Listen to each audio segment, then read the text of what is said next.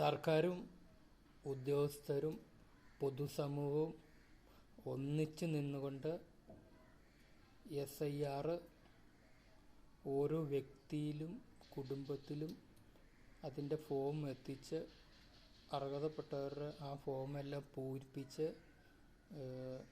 അത് അർഹതപ്പെട്ടവരിൽ എത്തിക്കുക.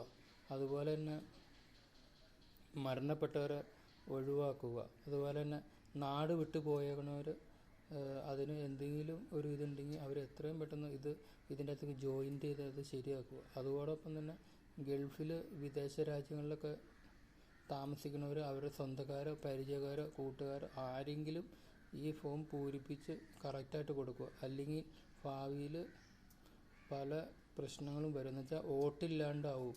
അപ്പോൾ ഇന്ത്യൻ പൗരത്വത്തിനുള്ള ഒരു ശക്തിക്കുറവ് വരും. അത് മനസ്സിലാക്കി എല്ലാ ആൾക്കാരും ശക്തമായിട്ട് പ്രവർത്തിക്കുക.